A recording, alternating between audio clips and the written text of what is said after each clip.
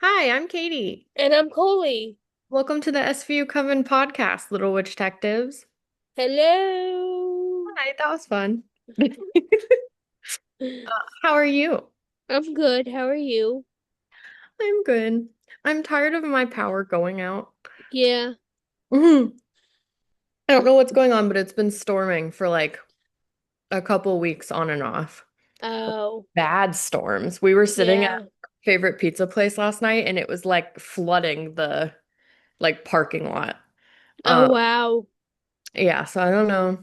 I don't know why it's like that because I like the sun better, but whatever. Mm-hmm. I'm hoping that the power and internet will stay on. Yeah. Ugh. All right, should we start our witch talk? Yes. Okay. This is the corner of the intro of our show where we catch you guys up on what we've been doing. We always laugh a little bit because we talk every day, so we already know, but we want to catch you guys up. Um, what have I been doing? Oh, I went and saw the Miley movie this week, or Miley's like short film for her new album. Mm-hmm. It was really good, and I want to see it six more times. But it was so cute because we went to one of the premieres here in Atlanta, and Mm-hmm. all like the premiere across the country was at the same time. So Miley went to premieres in LA, and we were all watching it like at the same time. That's Uh, awesome. yeah, I thought that was really cool, and it was basically like a rock opera. Yeah. She like the whole thing tells a story, but it's just like a culmination of music videos. So I think eventually all the videos are going to be like out where you can just watch them on YouTube or whatever. Um, but it was really cute to see all the like fangirls and the girls and the gays were all there. And then my straight boyfriend with me for support. But it was really, really cool and exciting. And then yesterday, oh my gosh, you would have loved this. I went to a market near where I live, and everything there, all the booths were like handmade things. So it was all Nice. there were a lot of cute like crochet things, but there was this one lady that had an essential oil booth, and so I got super excited and bought a bunch of witchy stuff. Um, it was really fun. And then we were gonna go to the rodeo, but the storms kind of, I didn't want to ride a mechanical bull in a thunderstorm. Yeah, no. hmm And like right before it was supposed to storm, it was really hot and humid, and so it was just like Yeah. not the move. But it was kind of fun to go to the little market. I loved it, and there were dogs, and I love dogs. I'm so excited to see Gabby. Yeah. I'm gonna be like, this is my best friend. Because I'm so dog deprived. I love my cat and my rabbit, but it's not the same. Yeah. Um, but yeah, other than that, I haven't really done anything too terribly exciting since we last recorded, mostly just working. So, what's Yeah. going on with you? You had a fun day yesterday. I did. I went to Pride yesterday. Sussex County Pride, and it's more of a festival than a parade. hmm But the No Kings protests were going on yesterday all around the country. And there was one on the green in Newton, which is like Oh. a mile from where we had Pride. And everyone from the No Kings protest marched down to Pride That's and cute. celebrated with us. So there were over like 1,000 people there throughout the day. Hmm. I love So that was fun.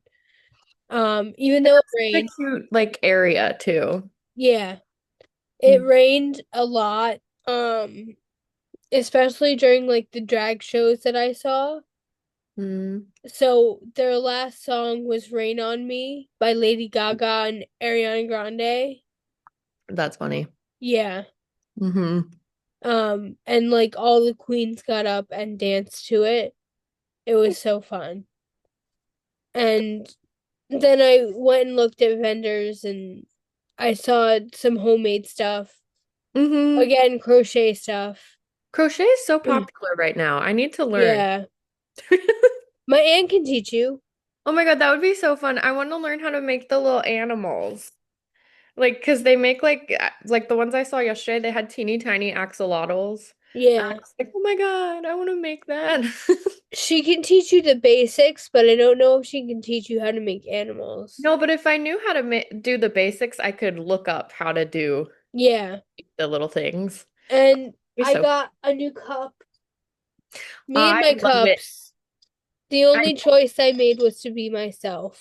so cute. I Close love to it. the cup. I'm such like I love cups. It's really cute one though, Yeah. I think. And I got my face painted. Obviously, I took it off to like sleep because the paint was still like wet when I got Mm, home. yeah. So It's I cute though. like laid, so I took it off to lay down because I didn't want it all over my Care Bear and my pillow and Yeah. yeah. Um, Be cute. The pictures of you at Pride were so cute. yeah. You just looked so happy and healthy in that one, like the full body one you sent me, and it just made Mm-hmm. me so happy to see. Yeah. Like cute. And Koli had the cutest Pride outfit too. Yeah, it was I had a shirt with Ursula on it, and underneath Ursula was the word diva in rainbow. It was so cute. 'Cause she can be. And she is. Um, and right after that picture, I got sick and had to go home. Ugh, naturally. Yeah. It did look like it was rainy out, so Ugh. it does look kind of gloomy. By that time, though, by the time I was like shopping vendors, it wasn't really raining, it was more misting. Mm, So, but like while the drag queens were performing, it was like a downpour. that's kind of iconic though. Yeah. And I handed out some Oh Pleasapalooza yeah. business cards. I didn't Mm, get to hand out all of them because I got there late and I had to leave early because I was sick. But I handed out a few. that's good. Yeah. I think it's a good audience for it too. Yeah. Like people, the stuff you're handing out there is most likely to get people to go. Yeah. I handed it out. I handed one business card to a couple. Well, one person of a couple. And she was like, "Where is this?" And I said, "It's local. It's right here." And she's like, "Okay, well, I'll talk to my girlfriend about it." And it's like, yay. I want to go so bad. I wish I could just come up for things. Mm, I mean, I am. I'm gonna be, I don't know if we've talked about this much, I but don't think we have. yeah, I'm gonna be in New Jersey in less than a month to hang with Yeah. them for a little bit. So, And we're going to Luna Park. yeah, I'm so excited. And it's like this art installation that's also a house. And like the artist lives in the house. So it's private most of the year. Hmm. Um, It's cute. I so follow them on it's Facebook. yeah, it's so cute. It's fun, and you're gonna get to see Murray. I can't wait for you to see Murray. Woohoo! Murray is the biggest ball of tinfoil in New Jersey. It's like 375 pounds. It's That's crazy. insane. Yeah. Oh, it'll And be so fun. I'm excited. my professor actually made it from scraps of tinfoil that his students gave him when he was teaching at like the high schools Hmm. around here. Um, from their lunch. That's so cute. Yeah. Oh, I love that. Art is So, so fun. yeah. I love when there's like a little like special something to it like that. Yeah. And I'm you're excited. probably going to get Murray beads, Ooh, which fun. are little clay beads like that big um on a necklace that the professor who made Murray makes. Oh, that's That's so why they're called Murray beads. fun. Because we're going to poetry at Luna Park Yeah, and that'll be he's going really to be cool. there. So chances are you'll get Murray beads. Are you gonna, is it like anyone can participate in the poetry? Or are we just watching someone? Usually there's a featured reader and then there's an open mic. Because I was gonna say you could read some from your book. I'm probably gonna read the latest poem I wrote for Natasha. Mm, Um and a good one.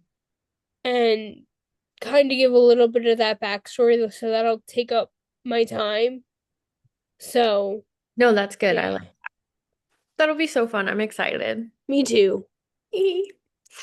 All right. Well, in interest of moving things along, maybe we Yes. go to we be yapping. Yeah. Um, so Mariska Corner? Yes. What? So, My Mom Jayne premiered at the Tribeca Film Festival at Carnegie Hall this past Friday, Mhm.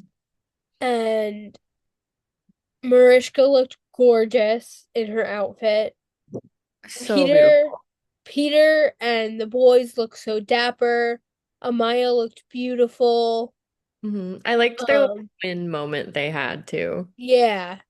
Mm-hmm. Um, and like what that was their after party outfit.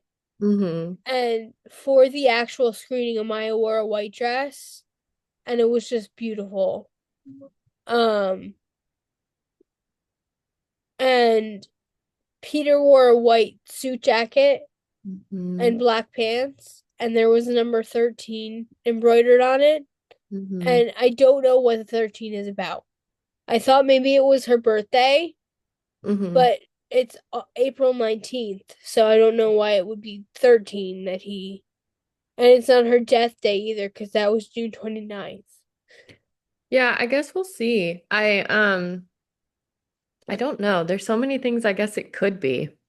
And then August had a black suit jacket, and Jane's signature was embroidered into his lapel in pink. So cute. Because I It's guess so adorable. his grandma. And his grandma. I never thought about that before. I always like equate Jane with Mariska, and I'm like, that's her mom. But Yeah, I thought about it like from her kid's perspective. Oh, yeah. that's so cute. Um, of course, Ellen Hargitay would be the grandmother that he knows. Yeah.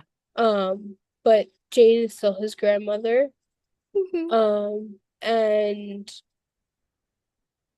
um there was a few pictures of Mariska with like Kelly, Mariska with Chris, Mariska with SVU cast old and new. So it was like the new SVU cast and then Chris and Danny. Mm. Mhm. Um, and it was amazing. Her little moment with Chris was funny because Hmm. she like went to pose with him and accidentally smacked his butt. And they were like, "Oop," and just kept going. But it Yeah. was funny to me.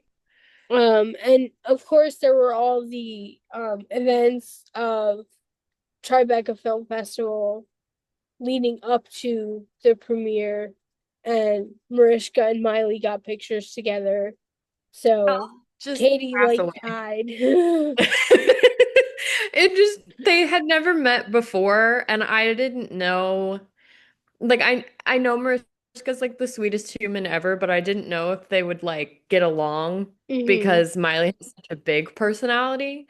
And then they really got along, and Miley told Mariska how Jane is like a huge inspiration to her in her career. Yeah, Um, and now Mariska's like pro Miley and sharing all of her like stuff on her stories and everything, and it just makes me really happy. that's another thing we have to talk about. Mariska shared a painting on her story, and I Oh took a yeah. picture of it, and I sent it to Katie, and I was like, "Lesbian?" Question mark. Because it looked like it was orange, white, and pink, but I looked at it and it was yellow, white, and pink. It's the right, it like looked like the right colors. Yeah. I was like, so not lesbian. And I wish I could put paint on a canvas and sell it for I millions of know. dollars. And it's Because it funny wasn't because, like a scene, it was just color blocks. yep. And it was like, I wish I could do that and sell it for $1 million. But, Yeah, no. you know. Mm. Ugh. Is that everything? I feel like Mariska's been up to a lot of stuff lately. Yeah, but that's everything, I think. And then, do we know when SVU is coming back? Mm-mm. Yeah, I didn't think so yet, but I don't even care because Kelly's coming. Yeah. Be back. That's all that matters to me. Okay, well, really quickly, as far as astrology goes, there's not a lot different from when we chatted last time. We're kind of in a weird like limbo with Saturn just moved into Aries and we're in Gemini season now, but Saturn's going to be in Aries for like the next 3 years or so. And so it's just a lot because Saturn is very structured and Aries is very bullish. And so it's kind of like a dissonant placement for it to be in. If it's your Saturn return, bless you. Best of luck. For the rest of us, we are kind of flailing, but it makes sense because if you saw all of the protests happening yesterday, Aries is big into the protests and pro-war and things of that nature. So we're seeing that kind of shift politically, especially in America. Um, Yeah. panic. Um, so we see it manifesting, but don't stress too hard about it. Just try to self-care and stay calm, really. Yeah. There's a lot happening historically right now. So Yeah. it's just a little stressful. If you did go out and protest though, I love you for that. I saw so many people out that I know yesterday, like through Atlanta and everything, and it's just Hmm. the sense of community and camaraderie is very powerful, I think. There were so many people at the Newton No Kings protest. My aunt saw it and cried. Mm. I didn't see it because I was still at home, so I didn't see the No Kings protest. But apparently a lot of the people there were senior citizens, Oh, which was amazing in Sussex County, New Jersey, yeah, because they tend to be more conservative. So the fact that they came out for a protest against Donald Trump, it's just amazing. that's so cool. I love that. Hmm. But yes, so drink some water, take care of yourself. It's all good. Yeah. Um, quickly, I just want to mention we are on Instagram at SVU Coven. Go follow us over there if you're on Instagram. We post there most often. Uh, if you would like to join our Discord server, you can also find it on Instagram at the link in our bio. But if you are not on social media and are interested in the Discord, you can always send us an email at svucoven@gmail.com. Koli does check the email, so somebody's reading them and will respond and send you a fresh link. I would love to have more people in the Discord because it's kind of quiet these days. So Hmm. if you join, let us know, say hi. Um, Come talk to us because we would love to have you. Yes. We also have merch and we designed all of the merch ourselves. It's super cute and it's through Fourth Wall. It is so comfy. All of our merch, like clothing, is just so soft and comfortable. Yeah. And if you have any of our merch, feel free to tag us in some photos or email to us. We would love to share it on our social media. I know some people have some merch, so Yes. connect you. And we But don't have just clothes. We have like coffee hmm, mugs. We have a stemless wine glass. We have a tote, yes, stickers, hats. hats. I one of my favorite pieces of merch we have is a like coffee mug or a tea mug that says the Melonia of it all. Yeah. That's a good one. But all the proceeds go to Fourth Wall as well as to us, and we put that back into producing the show. So we really appreciate the energy exchange. So this is your episodic reminder to rate, review, subscribe, like, and comment. All of the above are important for the algorithm, and they tell the algorithm that you like us, and they will recommend us to other people. Rating, reviewing, and subscribing are the most important things you can do on an audio only platform. Um, and subscribing, liking, and commenting is the most important thing you can do on YouTube.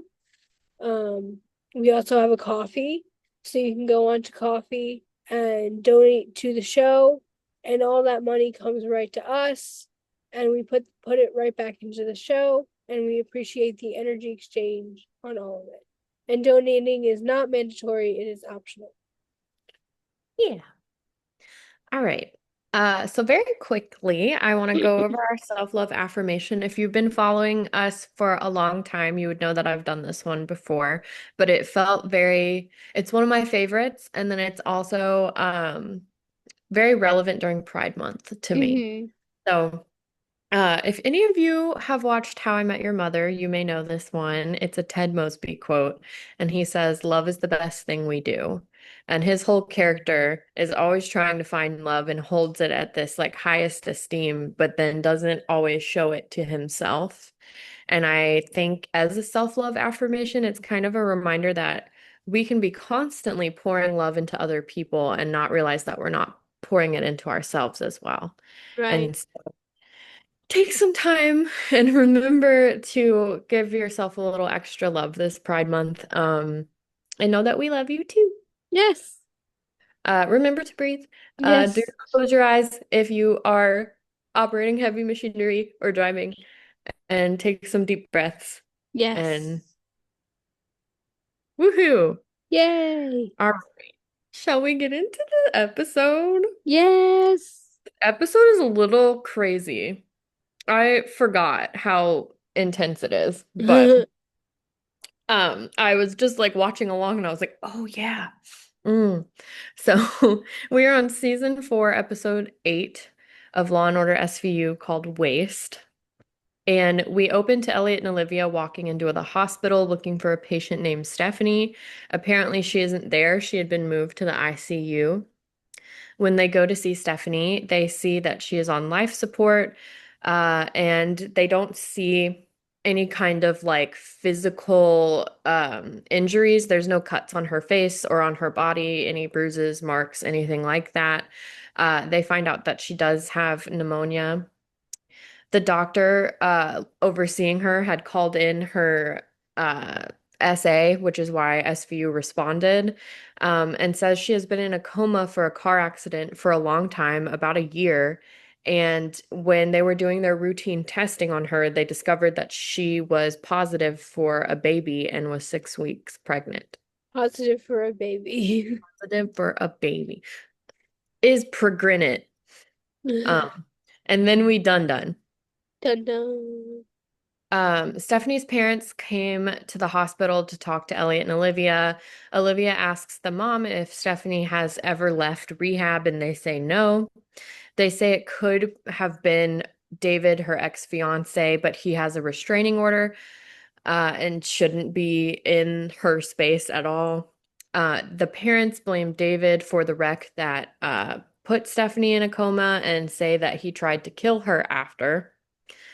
That Munch and Finn go to talk to David, and he says that he didn't try to kill her. He was trying to take her off life support because that is what Stephanie would have wanted. But her parents didn't want them to do that, so they got the restraining order. Munch and Finn ask him if he's had sex with Stephanie since she's been in a coma, and if it wasn't for her parents, David said that he would have been there for her, but he would have never done anything like that. The wreck had happened the night of his bachelor party, and it wasn't because he was driving, it was because Stephanie was coming to pick him up because he was drunk, and she was hit by a truck on the way there, which is why her parents blame David for what happened. So it's really not his fault at all. No. No. Munch and Finn tell Kragen what happened. They ask Alex what it would take to get the DNA from Stephanie. Kragen brings up a case about an 11-year-old girl where they tested a whole town of men to find out who the DNA was connected to. But Alex says that all of them volunteered to be tested, and that was how that worked out. Kragen gives orders.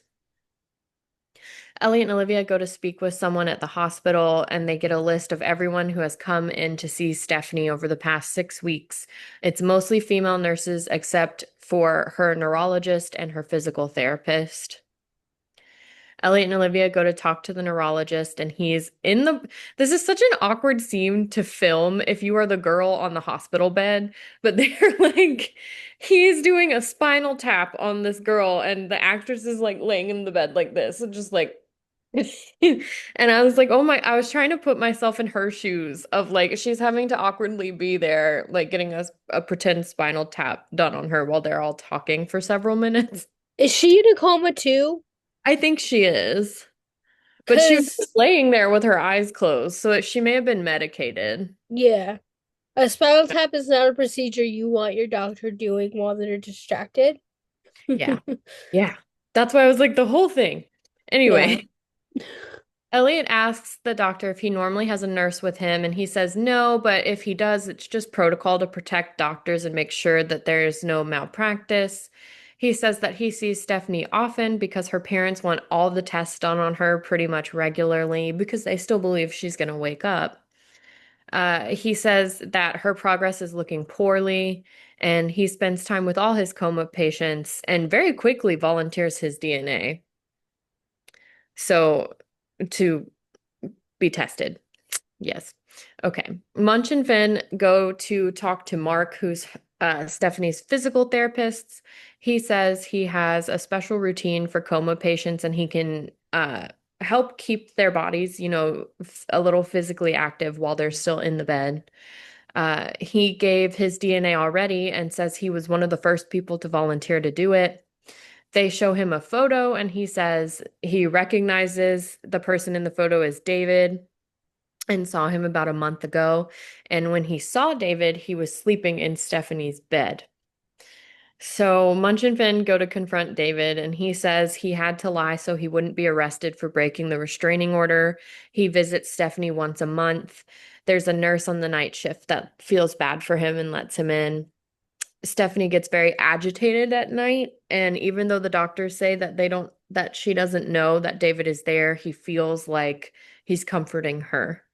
And he's willing to do a DNA test. The squad debates the case and how everyone is willing to give up the DNA like so readily. Olivia points out that it's still an essay, and at that moment, the phone rings. Olivia gets a call that Stephanie was transferred back to the rehab research center. So Elliot and Olivia go to the hospital. Stephanie's mom is pissed because she didn't sign off on this like room switch situation. They moved her to the same room where she was assaulted before. The doctor on her case had ordered that change. Elliot and Olivia go to speak to Dr. Mendel um, and find out that it's not him. And they open up, they're going into a sterile surgery room, and it's not Dr. Mendel performing the surgery, it's a woman. And they find out that she's giving Stephanie an abortion and pull her out of there. Elliot and Olivia go to confront Dr. Mendel, and he says that Stephanie's life was in danger if she's pregnant and comatose. He says it's malpractice to let the pregnancy continue and that he had the parents' consent, but he had only spoken with Stephanie's father and not her mother. So now Stephanie's parents are fighting about the consent issue. Her dad says the doctor told him about all the risks in continuing the pregnancy. He didn't want to lose his daughter, and his wife argues that abortion goes against everything they believe in. Um, she says that that's her grandchild. Elliot pulls Stephanie's dad aside and said he's a father too, and he really understands, but he needs a DNA sample. Um, and then Stephanie's dad slaps Elliot in the face. I was thinking about this, and I think Chris Maloney gets slapped the most often across the He show. does. He does. And it looked real because his cheek was red. Yeah. Um, Elliot talks about the case with everyone, and they're making like jokes back and forth. This episode has a lot of like extreme, not necessarily politically correct jokes because it was Hmm. 2002. So Munch is kind of on one throughout the whole episode, and it's funny. It's just really dark humor. Um, and so Elliot kind of cautions Munch here to be more sensitive to Olivia's situation, and I was really proud of how she handled it because she's like, my mother made a choice and it's not the same um, here. And then the squad splits up to go investigate. Munch and Finn go to talk to one of the nurses that didn't volunteer his DNA, and he is very apprehensive. Munch kind of plays to this and is very conspiratorial about it. And he's like, well, of course you don't want to give your DNA because then the government's going to use it for blah, blah, blah. And he tries to leave, and Finn points out that DNA will exclude him. You know, it will show that he's innocent. And the nurse is not having it. He leaves, and then Munch takes his lunch out of the trash because it has DNA on the chopsticks, which was really funny because Munch goes, this is just good police work. And he's holding like used chopsticks in his hand. And it's like, ew, gross. Yeah. Um, Elliot and Olivia go to talk to the janitor, who is played by Rainn Wilson, who's Dwight from The Office, and he is so young that it's like adorable. Everybody in this looks so young, honestly. Yeah. Um, but it was cute to me. And so the janitor asks if he will be arrested if his DNA is taken, but he's never committed any other crime. He says he isn't here alone at night. Plenty of people come through, including the guy that works in the morgue who comes up to get snacks every night. They go to talk to the guy that works in the morgue, and he says he goes upstairs because the upstairs snacks are better than the downstairs snacks. He says he doesn't think he wants to give his DNA because he doesn't want to be the fall guy. Um, overall. And they bring up a previous case of him assaulting a woman that he had been in trouble for. Ellie and Olivia go to talk to that woman that was assaulted, and she says she was eating chicken at a restaurant and he offered to buy her some chicken. And when they get up to the hotel room with the chicken, he tried to kill her. And then Olivia's kind of like, we don't care what you do for work. That's not why we're here. And it becomes very clear that she's a sex worker. Mm-hmm. She says that the morgue guy had a problem getting it up, and then he filled the bathtub with ice and asked her to lay in it to like slow her heart rate down. And he said that he couldn't do it unless she really seemed dead. Yuck. Yeah. Elliot and Olivia go to talk to him again. They bring up the sex worker and the ice bath situation. He says he's never been to the coma wing at all, so he couldn't have assaulted Stephanie. He asks them to leave so he won't get fired, and they find out that he used to work at a funeral home. So Munch and Finn go to talk to the funeral home director. And he says that Wesley, the guy that works in the morgue, only worked there for a short time and they fired him for having sex with a corpse, and they have it on tape. Uh, Elliot and Olivia bring Wesley in for interrogation and they show him the security tape of him essaying a dead woman. Wong says Olivia is more intimidating for him than Elliot is, and he says that he has an intense degree of shame about sex. And so uh, they leave just Elliot in there. Elliot shows him photos of the woman he assaulted and says he's a man and he understands that they have urges. Gross. Yeah. As that Mm. no one is judging him. Stephanie was lying there. She must have just been perfect for him. And he says, Wesley says it doesn't work that way because she was alive. Wesley starts to cry and says, you can't trust a woman with a pulse. And it made me laugh. Yeah. Cragen, Alex, and Wong debate the case. They say that Wesley would only get 1 year maximum and that it takes DNA about 2 months to come through on the baby, which later they say 2 weeks, which I find interesting. But Yeah. Alex charges Wesley with necrophilia. They bring it before a judge, and Alex requests to set bail for $100,000.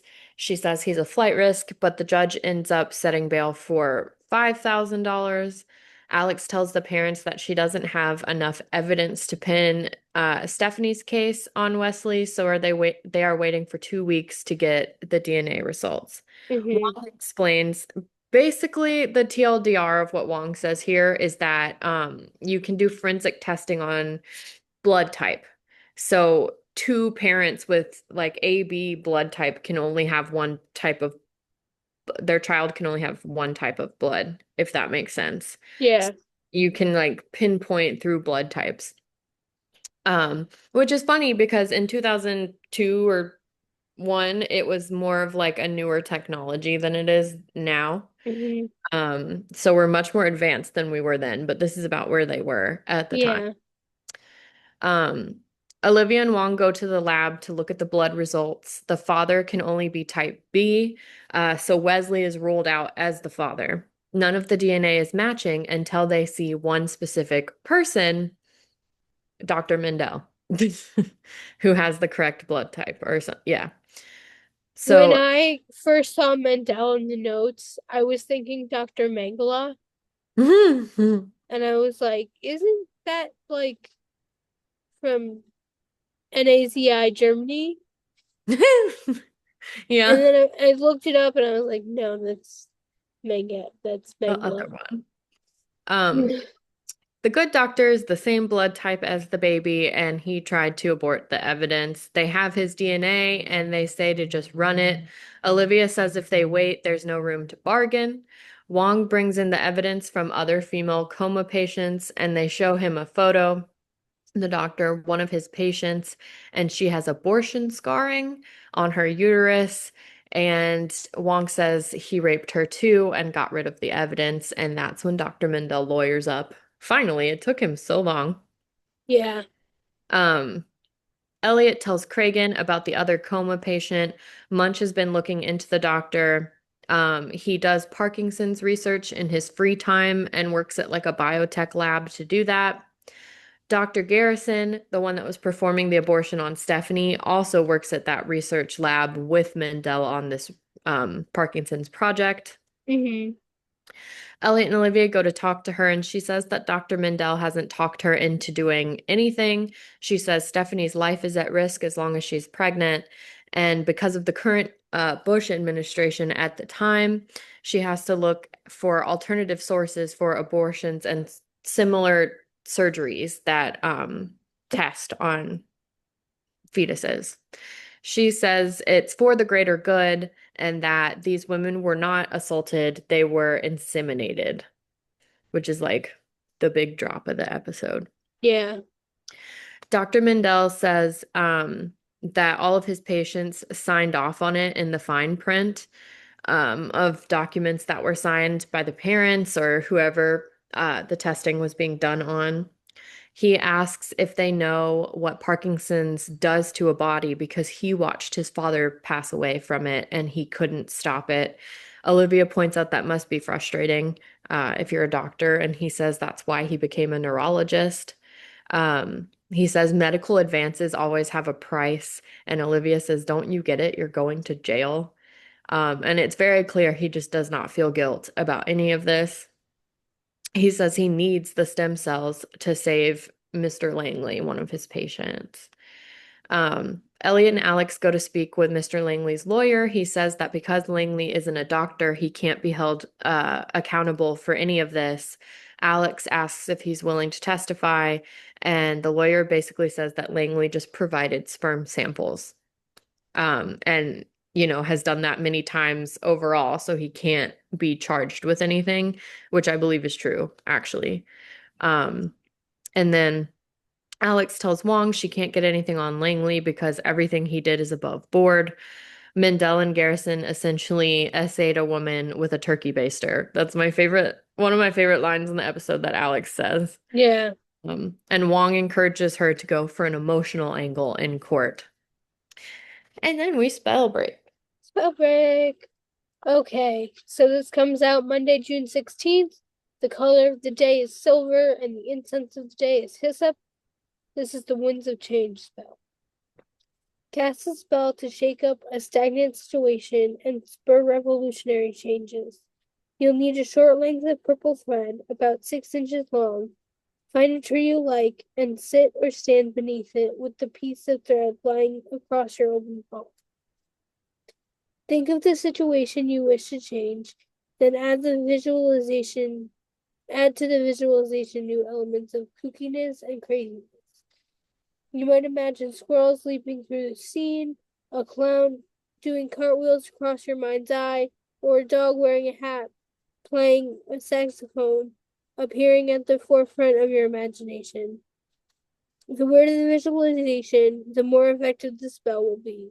State this situation needs to change. Then tie the thread onto the stem of a leaf growing on the tree. Let the ends hang down and flutter in the breeze. If you don't have trees in your area, you can tie the thread to another plant. It just needs to be outside and exposed to the wind. As the air blows across the thread, the situation will transform. And that's by Melanie Marquis. Hmm.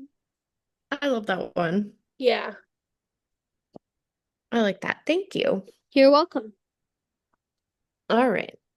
So Alex has Stephanie's mom on the stand, and they talk about Stephanie waking up from the coma and that she never has. She's never indicated that she's been conscious since she went into a coma. This basically establishes non-consent. She never would have agreed to this. She says that she visits her daughter every single day and takes care of her, and that she knows Stephanie is still somewhere in there and hopes that she will wake up one day. And then in all caps, I wrote Peter Herman because he's the lawyer on Cross. Woo! So cute. He looks so young. Like, because I was literally looking at those pictures of him yesterday, and so to Yeah. see, like, so, because Mariska looks the same. I mean, I know that she's older, but she just She looks stayed. the same. Yeah, She looks like but she Peter does when she is was gray. 17.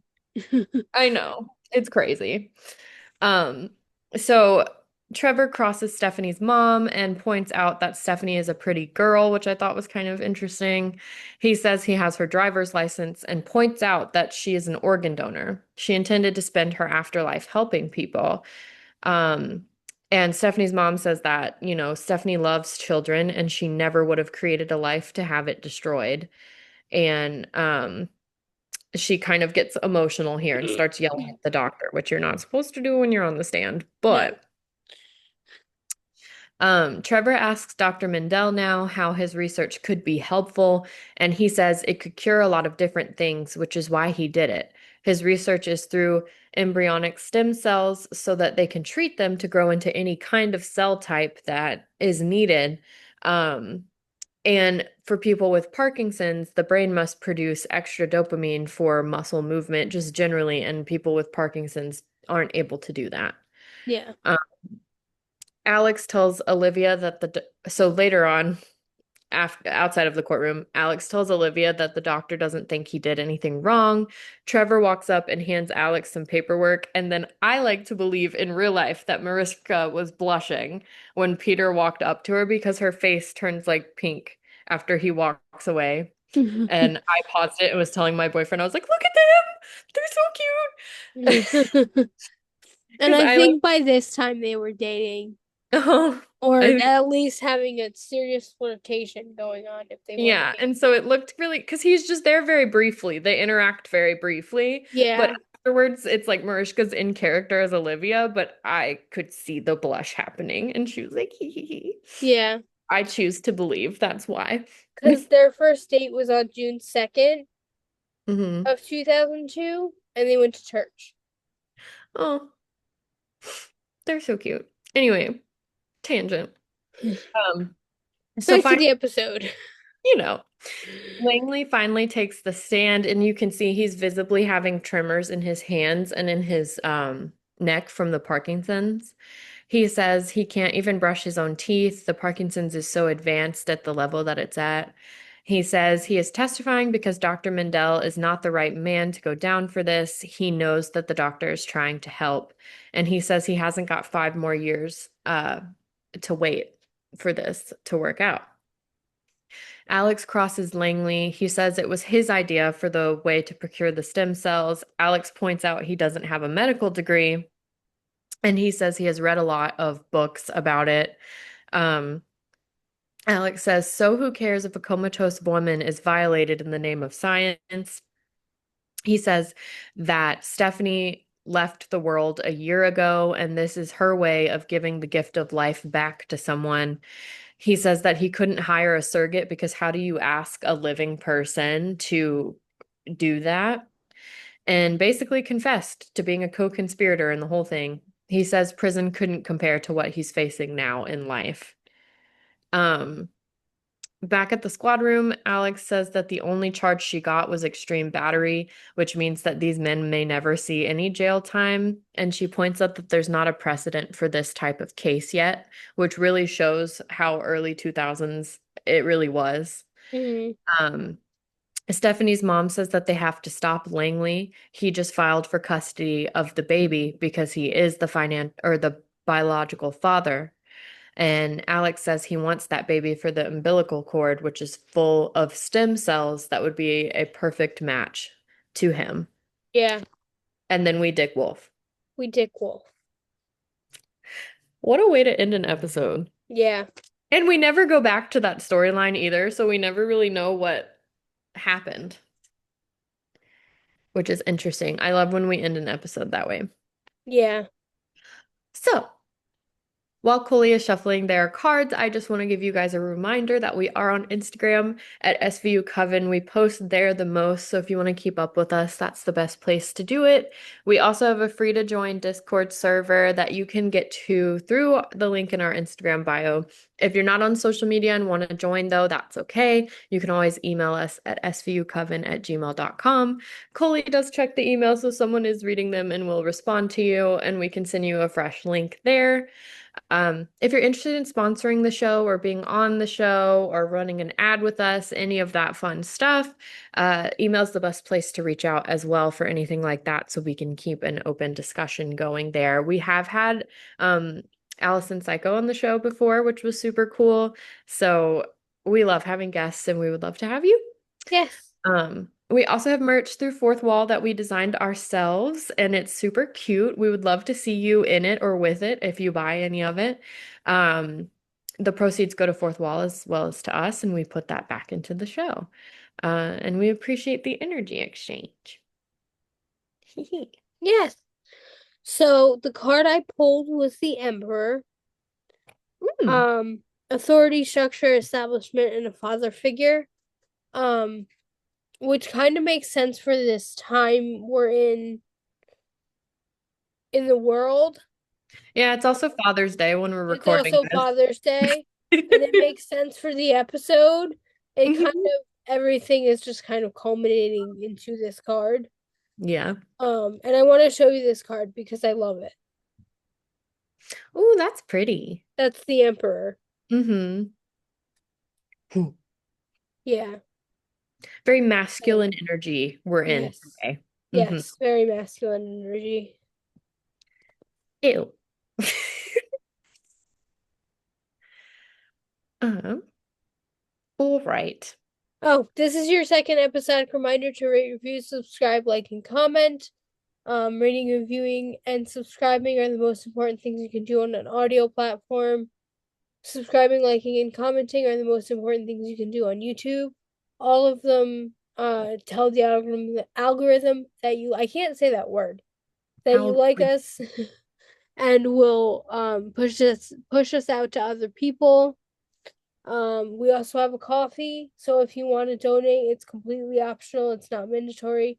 You would go to the link in our bio because I believe it's in our bio. Mhm. Um, and donate however much you want. It all comes to us.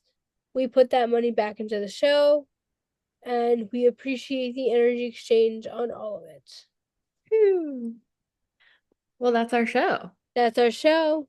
All right. Well, I love you so much, I love and you talk too. to you soon. Talk to you soon. Blessed be. Blessed be.